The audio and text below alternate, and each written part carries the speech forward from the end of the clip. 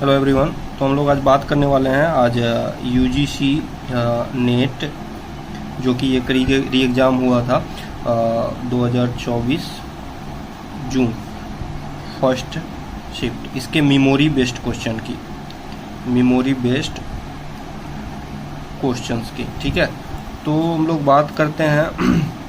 इसके अलावा हम लोग और भी क्वेश्चंस अपलोड करते हैं, जैसे कि अभी ICMR का क्वेश्चन हम लोग प्रीवियस ईयर का क्वेश्चन एक एक करके अपलोड कर रहे हैं, और आगे भी हम लोग और सारे नेट के प्रिपरेशन के लिए, चाहे नीट का भी जो भी अभ्यर्थी हैं उनके लिए हम लोग मेमोरी बेस्ड क्वेश्चन और उसके लिए जो प्रिपरेशन का वीडियो हम लोग अपलोड करेंगे। तो अगर आपने इस चैनल को सब्सक्राइब नहीं किया तो सब्सक्राइब कर लीजिए, क्योंकि आगे आने वाले समय में आपको इस पर ढेर सारी जानकारी प्रीवियस ईयर क्वेश्चंस और वीडियो के साथ मिलेंगी, तो आपके प्रिपरेशन में हेल्प होगा। ठीक है, तो बढ़ते हैं क्वेश्चन की तरफ। पहला क्वेश्चन दिया गया था कि कुल्लू और मनाली में विजिटर्स की संख्या का एक डाटा दिया गया था। वो डाटा एक वीक का था, मंडे से फ्राइडे तक, और ये जो दिया गया था वो कुमुलेटिव डाटा था। क्या था? कुमुलेटिव डाटा था। कुमुलेटिव डाटा कहने का मतलब है कि जैसे यहाँ पे ध्यान दीजिएगा, मंडे और यहाँ पे क्या लिखा है, टिल ट्यूसडे, यानी कि यहाँ पे जो इस रो में जो आपको डाटा मिलेगा वो मंडे और ट्यूसडे दोनों का मिलेगा। फिर टिल वेडनेसडे, यहाँ की यानी कि तीसरे रो में जो आपको डाटा मिलेगा वो ऊपर के तीनों, यानी कि मंडे ट्यूसडे और वेडनेसडे तीनों को मिला के मिलेगा, तो इसको हम लोग कहते हैं कुमुलेटिव डाटा। ठीक है, अब ध्यान दीजिए, यहाँ पे दो जो सेक्शन दिए गए हैं, कॉलम दिए गए। पहले इस कॉलम में दिया गया है कुल्लू में विजिटर्स की संख्या मंडे को, चाहे टिल ट्यूसडे को। ठीक है, और यहाँ पे जो परसेंटेज में जो डाटा दिया गया है वो दिया गया है कुल्लू प्लस मनाली दोनों का परसेंटेज फॉर्म। अब बात आती है कि परसेंटेज आप कहाँ से कैलकुलेट करेंगे, तो नीचे दिया गया है total number of visitors from Monday to Friday in Kullu and Manali 4000, यानी कि 100% का मतलब क्या है, यहाँ पे 4000, 100% का मतलब है 4000। अब इसके बेसिस पे आप यहाँ पे डाटा को कैलकुलेट कर लेंगे। जब हमने कैलकुलेट किया तो हमको, अब आपको इस क्वेश्चन को आसानी से, पांचों क्वेश्चन को बनाने के लिए आपको इस तरह से अगर आपने कैलकुलेट करके रखा होगा तो आप पांचों क्वेश्चन के एक साथ बना सकते हैं। करना क्या है, ध्यान दीजिए, जैसे मान लीजिए मंडे के दिन कुल्लू में कितने विजिटर्स है, 360। ठीक है, अच्छा यहाँ पे आपको क्या दिखा रहा है, कुल्लू प्लस मनाली में मनाली में कुल्लू प्लस मनाली दोनों में कितने परसेंट है, 15%। किसका 15%? 4000 का 15%। ठीक है, तो अब 4000 का 15% कितना होगा, ध्यान दीजिएगा, 4000 का 15% जब आप निकालिए जाएगा तो आपको मिलेगा 600। तो ये 600 क्या है, कुल्लू प्लस मनाली दोनों का डाटा है। किस दिन? मंडे के दिन। अब मंडे के दिन कुल्लू प्लस मनाली दोनों में जो विजिटर की संख्या थी वो कितनी थी, 600, और कुल्लू में अकेले कितनी थी, 360। तो आप मनाली का निकाल सकते हैं ना, उसके बेसिस पे 240 निकल गया। चलिए उसी बेसिस पे आप कैलकुलेट कर सकते हैं। जैसे कुल्लू में 1060 तक टिल ट्यूसडे, यानी कि मंगलवार तक कुल्लू में विजिटर की संख्या कितनी थी, 1060। तो अगर आपको मंडे के, मतलब आपको ट्यूसडे के दिन सिर्फ निकालनी हो तो नीचे वाले से ऊपर वाले को घटा दीजिएगा तो निकल जाएगा, यानी कि 1060 में से 360 घटा, क्योंकि ये कुमुलेटिव डाटा है, तो 1060 में से 360 घटा दीजिएगा तो आपको ट्यूसडे के दिन कुल्लू में घूमने वाले की संख्या मिल जाएगी।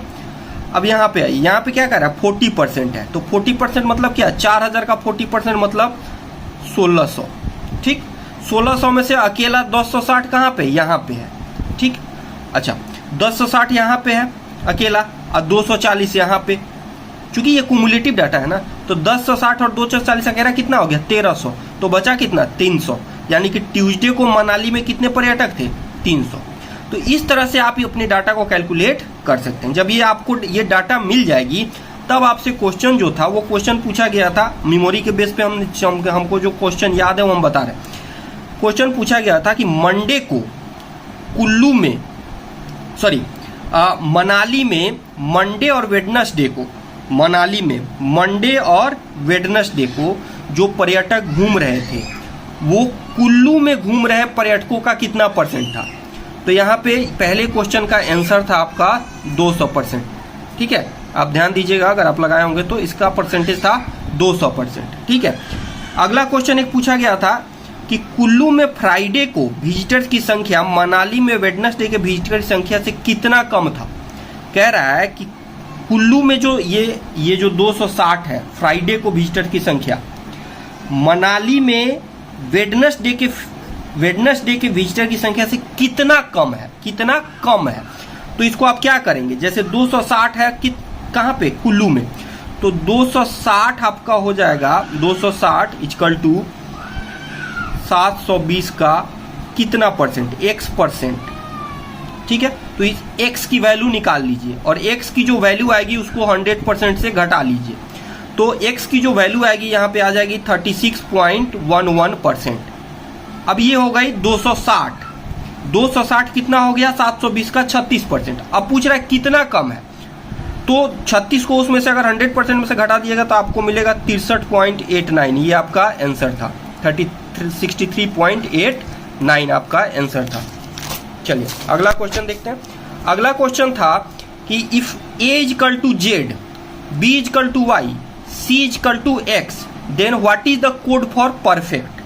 देखिए कह रहा है कि a को कोड किया जा रहा है z से, b को कोड किया जा रहा है y से, c को कोड किया, मतलब सीधा सीधा है कि सीधा उल्टा कर दीजिए, a टू z तक जाइए और फिर इधर से उल्टा a से z तक आ जाइए। तो a कोड करेगा z को, b कोड करेगा y को, c कोड करेगा x को। समझ रहे हैं मेरी बात।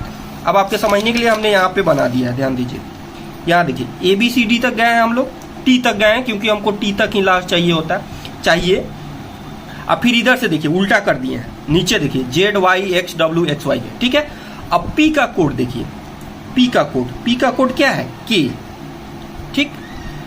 E का कोड क्या है, E का कोड ध्यान से देखिए V, E का कोड है V, ठीक है।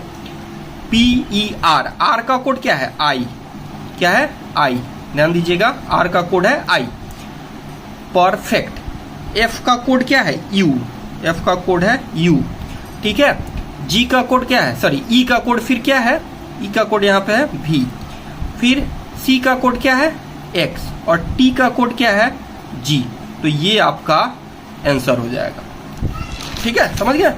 चलिए अगला है इन अ रो सीरीज, ये नंबर दिया गया था 1, 7, 16, 28, 43, 61, 82। अब पूछ रहा है what is the next number. अब ध्यान दीजिए, इसको आप आसानी से बना सकते हैं। 1 से 7 यहाँ पे हम बना देते हैं। 1 से 7 तक जब आप जाइएगा तो कितना होगा, 6 होगा, 6। फिर 7 से जब 16 तक आइएगा तो 9, फिर 9 से 28 तक आइएगा तो 12, 28 से जब 43 तक आइएगा तो 15, 15 से जब 61 तक आइएगा तो 18, 18 से जब 82 तक जाइएगा तो 21। हर सीरीज में 3 बढ़ रहा है, 6 + 3 9, +3 यहाँ पे, फिर +3 यहाँ पे, फिर +3 यहाँ पे, फिर +3 यहाँ, तो हर में 3 बढ़ रहा है। अब 82, अब यहाँ पे क्या हो रहा है, 61 + 21 82। अब 82 + 21 + 3 कर दीजिए 24, तो 82 + 24 यानी कि 106 आपका आंसर था, ठीक है। चलिए अगला क्वेश्चन, यदि किसी कक्षा में 6 बच्चे का औसत मार्क्स 50 है, 6 बच्चे का औसत मार्क्स 50 है, मतलब मीन उसका 50 है, और बाद में करेक्शन के दौरान पता चला कि एक जगह 84 की जगह 48 काउंट हुआ था, तो नया औसत मान क्या होगा। अब ध्यान दीजिए, पहले तो हम कैलकुलेट करेंगे कि टोटल कितना था। तो औसत मान हमारा कितना था 50, तो कितना का x/6, ठीक है। मतलब टोटल काउंट कितना था, x था, नंबर ऑफ स्टूडेंट कितने थे, 6 थे, औसत हमारा कितना है 50 है। तो अगर इधर का इसके से फॉर्मूला से निकाले तो हमको टोटल वैल्यू मिल जाएगा x = 300, ठीक है। अब कह रहा है कि 84 की जगह 48 लिखा गया था, तो कितना का डिफरेंस हो गया भाई, डिफरेंस हो गया 46 का। तो नया वैल्यू हमारा कितना हो गया 46, यानी कि 346 / 6 अगर आप कैलकुलेट करेंगे तो आएगा 57, लेकिन 57 आंसर में आपके नहीं था, ठीक है। तो 58 आंसर में था, तो आप 58 पे लगा दीजिएगा, ठीक है। Condition for photochemical smog, photochemical smog होने के लिए बेसिकली चाहिए आपको सनलाइट, वोलाटाइल ऑर्गेनिक कंपाउंड और नाइट्रोजनस कंपाउंड, नाइट्रोजन के ऑक्साइड। सनलाइट के लिए क्या होना चाहिए कि मोर देन टेम्परेचर होना चाहिए, टेम्परेचर मोर देन आपका 25 डिग्री होना चाहिए। तो ये कंडीशन होना चाहिए, VOX होना चाहिए, NOx होना चाहिए, और T जो है 25 से ज़्यादा होना चाहिए। ये आपका आंसर हो जाएगा।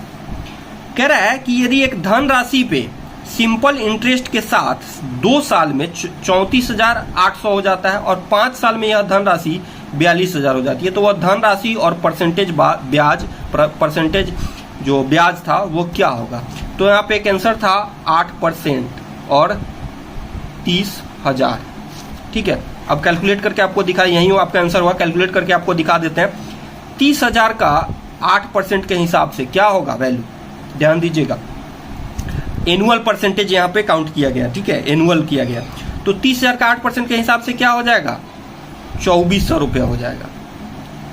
अब 2 साल में 2,400 कितना हो जाएगा, 4,800। तो 30,000 में जब आप 4,800 कीजिएगा तो कितना हो जाएगा, 34,800। अब 5 साल में क्या हो जाएगा, ये 12,000 हो जाएगा।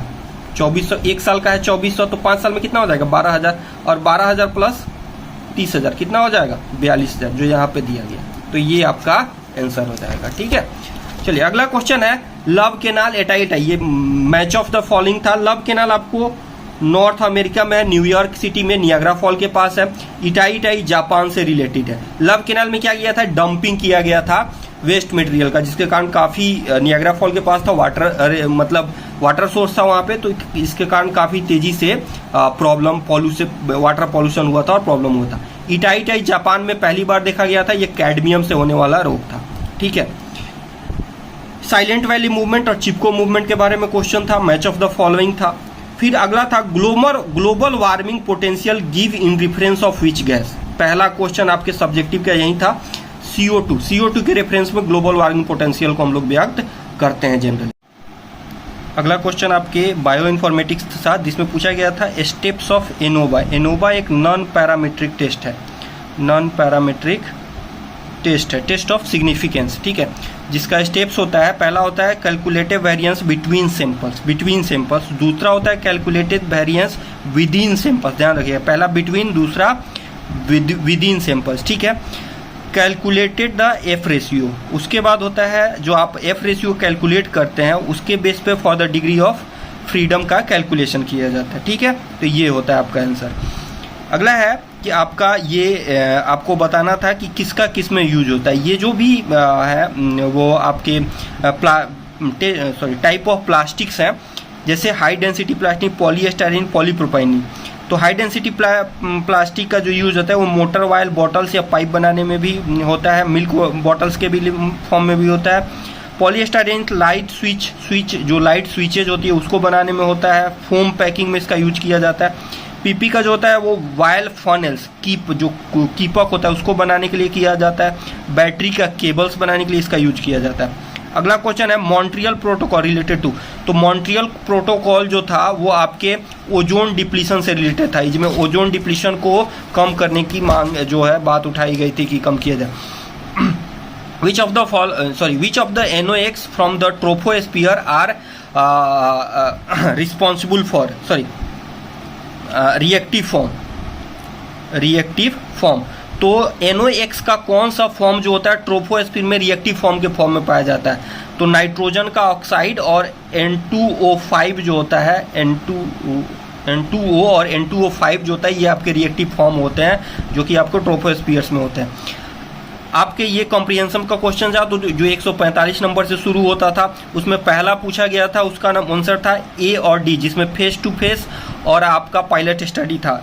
ठीक है, दूसरा ये पूछा गया था, उसमें एक आप ग्राफ दिया गया था, आपको याद होगा। पहला दिया गया था लो, मिड और हाई स्टैटिकल, इसमें बच्चों का इलनेस परसेंटेज दिया गया था। ठीक है, तो उसमें मिड और ये लो, मिड और हाइट जो था उनका सोशल वो बताया गया था कि कितने हायर स्टेटस है, लोअर स्टेटस है, मिडिल स्टेटस है। ठीक है, तो दूसरा क्वेश्चन था 25%। 25% क्या था, इसमें पूछा गया था कि ये जो टोटल बच्चे जो इसमें इल हो रहे हैं, चाहे वो किसी भी लेवल के हो, मिड हो, लो हो, हाई हो, वो कितने % बच्चे इलनेस के शिकार हैं। ठीक है, उसके बाद पूछा गया था कि हायर स्टेटस से लोअर स्टेटस की तरफ बच्चों का जो परसेंटेज रेशियो क्या है, इलनेस का परसेंटेज रेशियो। तो 5 बच्चे हायर में हुए थे और 10 बच्चे मिडिल में, तो इनका रेशियो 1:2 था। ठीक है, चलिए ये आपका आंसर था। उसके बाद पूछा गया था टॉर्नेडो, हैरिकेन्स और साइक्लोन ये क्या होते हैं। ठीक है, उसके बाद पूछा गया था higher wind energy in which of the state, Gujarat. Gujarat जो है वो सबसे ज़्यादा विंड एनर्जी प्रोड्यूस करता है। उसके बाद पूछा गया था कि टर्शियरी कंज्यूमर को कितना एनर्जी मिलेगा यदि 10 इतना जूल जो है आपका एनर्जी सन प्रोड्यूस करता है और उसका 1% जो है वो आपके प्रोड्यूसर्स को जाता है। तो कितना है ध्यान दीजिएगा, यहाँ सन के द्वारा कितना एनर्जी प्रोड्यूस किया जा रहा है, इस पे इतना जूल, और इसका 1% जो होता है वो प्राइमरी प्रोड्यूसर्स को मिलता है। तो 1% का मतलब यहाँ से 2 जीरो हटा दीजिए, तो कितना मिला इसका, इतना जूल, यानी कि 1 लाख जूल। अब इसका 10% ट्रांसफर होगा प्राइमरी कंज्यूमर को, तो यानी कि 1 जीरो फिर हट गया, तो आपका हो जाएगा 10,000। फिर इसका यहाँ पे यानी कि 1,000, यहाँ पे 1,000 हो जाएगा। फिर इसका यहाँ पे यानी कि 100 जूल, और फिर यहाँ पे 10 जूल, ठीक है।